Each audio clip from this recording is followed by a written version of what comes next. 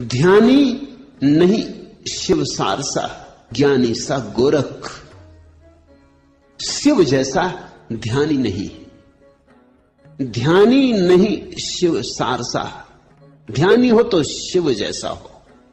क्या अर्थ है? ध्यान का अर्थ होता है न विचार, न वासना, न स्मृति, न कल्पना। ध्यान का अर्थ होता है भीतर सिर्फ होना मात्र। इसलिए शिव को मृत्यु का, विध्वंस का, विनाश का देवता कहा है, क्योंकि ध्यान विध्वंस है। विध्वंस है मन का। मन ही संसार है, मन ही सृजन है, मन ही सृष्टि है। मन गया कि प्रलय हो गई। ऐसा मत सोचो कि किसी दिन प्रलय होती, ऐसा मत सोचो कि एक दिन आएगा जब प्रलय हो जाएगी, सब विध्वंस हो जाएगा। नहीं, जो भी ध्यान में उतरता है उसकी प्रलय हो जाती। जो भी ध्यान में उतरता है उसके भीतर शिव का पदार्पण हो जाता है। ध्यान है मृत्यु, मन की मृत्यु, मैं की मृत्यु, विचार का अंत। शुद्ध चैतन्य रह जाए, दर्पण जैसा खाली, कोई प्रतिबिंब ना बने, तो एक तो यात्रा है ध्यान की, और फिर ध्यान से ही ज्ञान का जन्म होता है। जो ज्ञान ध्यान के बिना तुम इकट्ठा करते हो वह ज्ञान नहीं है, ज्ञान का धोखा है, मिथ्या ज्ञान है। शास्त्रों से, सिद्धांतों से, दूसरों से, अन्यों से तुम जो इकट्ठा कर लेते हो वह ज्ञान नहीं। ज्ञान तो ध्यान में जन्मता है। ध्यान है शुद्ध बोध। उस बोध में तुम्हें दिखाई पड़ना शुरू होता है जीवन का अर्थ, जीवन का रहस्य। ध्यान तो है कुंजी, खोल देती है अनंत के द्वार। ध्यानी नहीं शिव सारसा, ज्ञानी सा गोरख। और लाल कहते हैं न तो आज दिखाई पड़ते हैं ध्यानी जिन्होंने शिव को निमंत्रण किया हो, जो शिव जैसे हो गए हो। हां, शिव की प्रतिमाएं पूजी जा रही, गांव गांव, घर घर शिव के आराधन पूजन के आयोजन चल रहे हैं। जितनी शिव की प्रतिमाएं हैं उतनी तो किसी और की नहीं। सरल भी है, कहीं से भी गोल पत्थर ढूंढ के रख दो किसी भी झाड़ के नीचे और शिव की प्रतिमा निर्मित हो गई। शिवलिंग कहीं से भी ढूंढ लाओ और किसी भी पेड़ के नीचे बिठा दो। छप्पर की भी कोई जरूरत नहीं।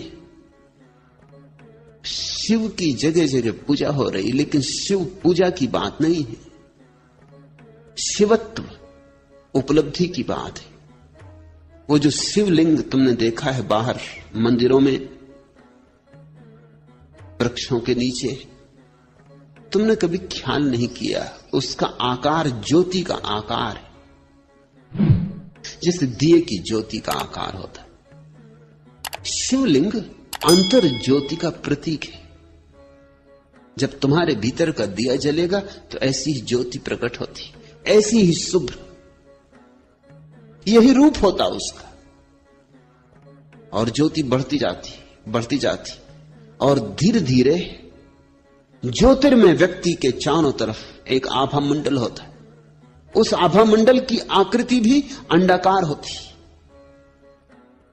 रहस्यवादियों ने तो इस सत्य को सदियों पहले जान लिया था, लेकिन इसके लिए कोई वैज्ञानिक प्रमाण उनके पास नहीं थे। लेकिन अभी रूस में एक बड़ा वैज्ञानिक प्रयोग चल रहा, क्रिलियन फोटोग्राफी।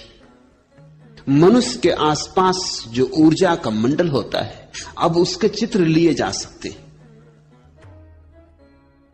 इतने सूक्ष्म फिल्में बनाई जा चुकी हैं जिनसे न केवल तुम्हारी देह का चित्र बन जाता है, बल्कि देह के आसपास जो विद्युत प्रकट होती है उसका भी चित्र बन जाता है। और किरलियान चकित हुआ है, क्योंकि जैसे जैसे व्यक्ति शांत होकर बैठता है वैसे वैसे उसकी आसपास का जो विद्युत मंडल है उसकी आकृति अंडाकार हो जाती। उसको तो शिवलिंग का कोई पता नहीं है, लेकिन उसकी आकृति अंडाकार हो जाती। शांत व्यक्ति जब बैठता है ध्यान में तो उसके आसपास की ऊर्जा अंडाकार हो जाती। अशांत व्यक्ति के आसपास की ऊर्जा अंडाकार नहीं होती, खंडित होती, टुकड़े टुकड़े होती, उसमें कोई संतुलन नहीं होता। एक हिस्सा बड़ा एक हिस्सा छोटा, कुरूप होती। शिवलिंग ध्यान का प्रतीक है, वो ध्यान की आखिरी गहरी अवस्था का प्रतीक है। और जिसने ध्यान जाना हो उसके ही भीतर गोरख जैसा ज्ञान पैदा होता है। संतों की परंपरा में गोरख का बड़ा मूल्य है, क्योंकि गोरख ने जितनी ध्यान को पाने की विधियां दी उतनी किसी ने नहीं दी। गोरख ने जितने द्वार ध्यान के खोले किसी ने नहीं खोले। गोरख ने इतने द्वार खोले ध्यान के कि गोरख के नाम से एक शब्द ही हमारे भीतर चल पड़ा, गोरख धंधा। गोरख ने इतने द्वार खोले कि लोगों को लगा कि तो बड़ी उलझन की बात हो गई। गोरख ने एक आध द्वार नहीं खोला, अनंत द्वार खोल दिए। गोरख ने इतनी बातें कह दी जितनी किसी ने कभी नहीं कही थी। बुद्ध ने ध्यान की एक प्रक्रिया दी है, विपस्सना, बस पर्याप्त। महावीर ने ध्यान की एक प्रक्रिया दी है, शुक्ल ध्यान, बस पर्याप्त। पतंजलि ने ध्यान की एक प्रक्रिया दी है, निर्विकल्प समाधि, बस पर्याप्त। गोरख ने परमात्मा के मंदिर के जितने संभव द्वार हो सकते हैं सब द्वारों की चाबियां दी। लोग तो उलझन में पड़ गए, विभूचन में पड़ गए, इसलिए गोरख धंधा शब्द बना लिया। जब भी कोई विभूचन में पड़ जाता तो वो कहता बड़े गोरख धंधे में पड़ा हूं। तुम्हें भूल ही गया कि गोरख शब्द कहां से आता, गोरखनाथ से आता है।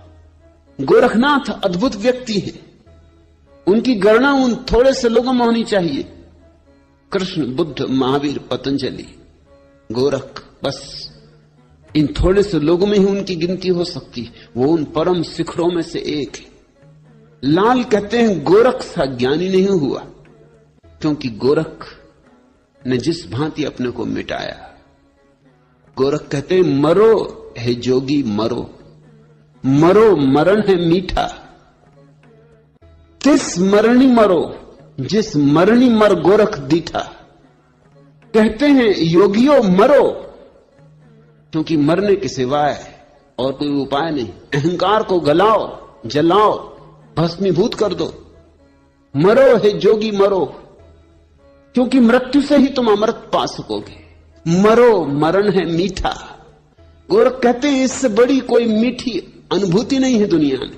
अहंकार के जाने पर मिठास ही मिठास छूट जाती। अहंकार कड़वा है, नीम सा कड़वा है। अहंकार जहर है और हम उसी जहर से भरे जीते, उसी को हम जिंदगी कहते। फिर स्वभावतः हमारी जिंदगी में अगर सिवाय दुख, पीड़ा और कांटों के कुछ भी नहीं होता तो आश्चर्य नहीं। फिर अगर हमारा जीवन एक नर्क की कथा ही होती तो कुछ आश्चर्य नहीं। गोरख कहते हैं मरो मरण है मीठा। काश तुम मर सको तो तुम इस जगत के अपूर्व मिठास को उपलब्ध हो जाओ।